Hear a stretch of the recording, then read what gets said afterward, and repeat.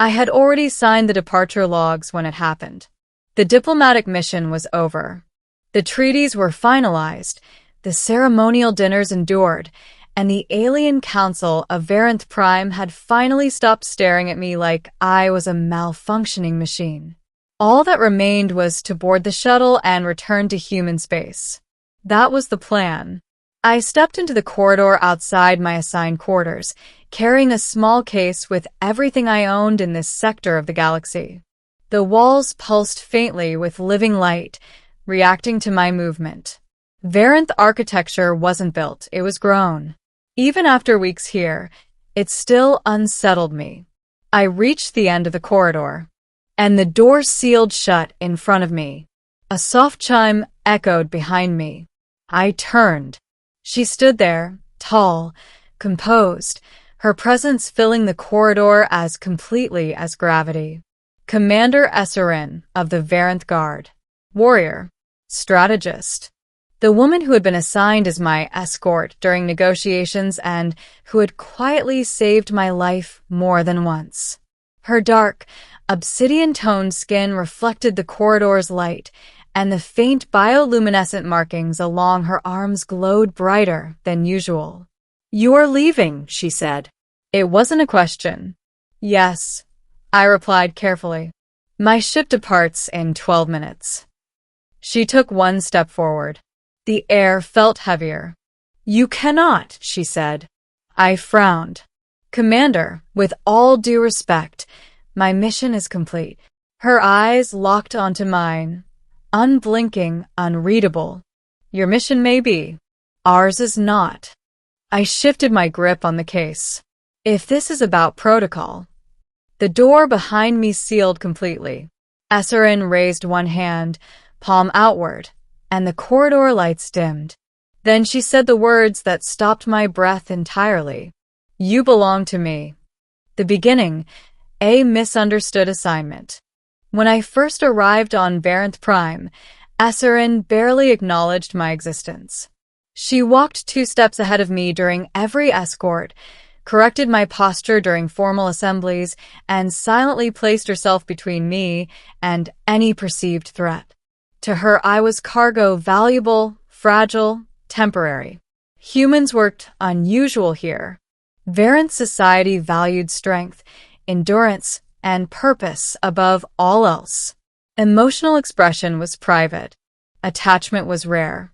Bonds, when formed, were permanent. I learned that much too late.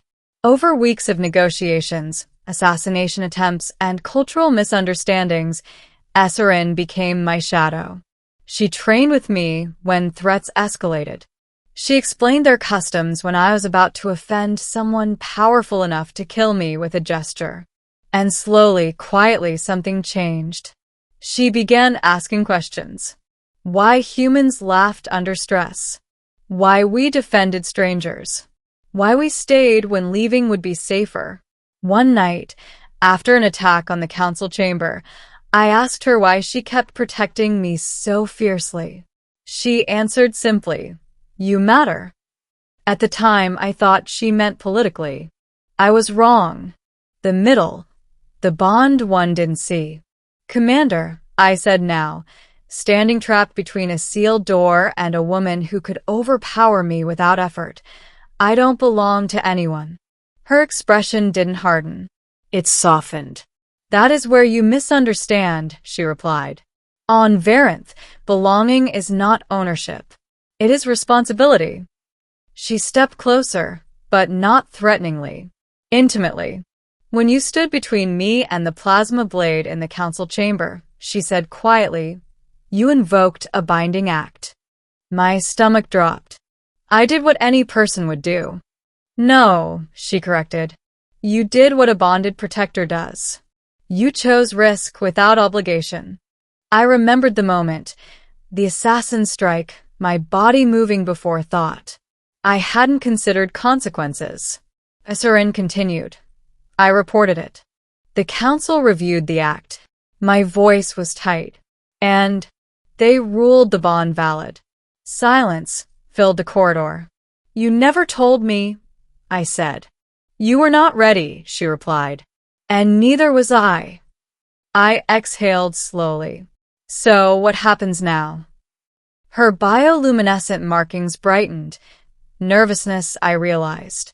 Now, she said, you may leave if you reject the bond.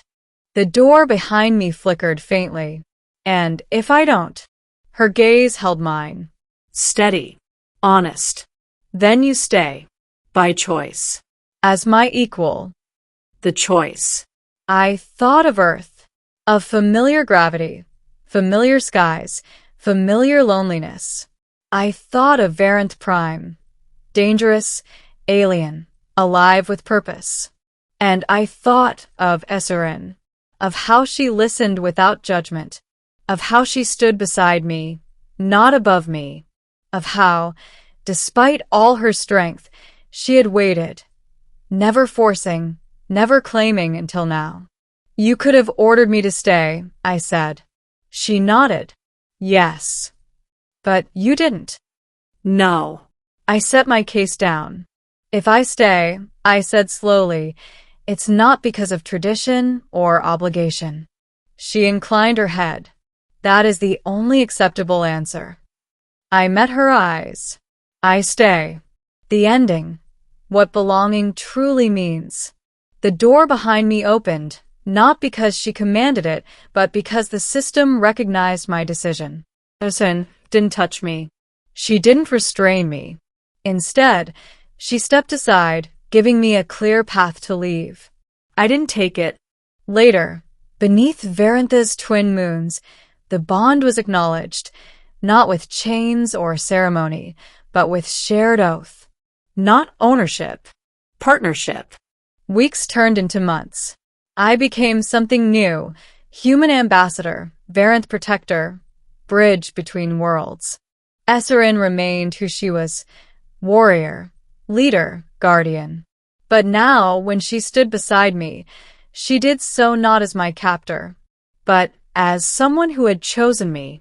And when she said, quietly, in moments meant only for us, you belong to me, I finally understood the truth. She wasn't claiming me. She was standing with me. And for the first time in my life, I didn't feel trapped. I felt home.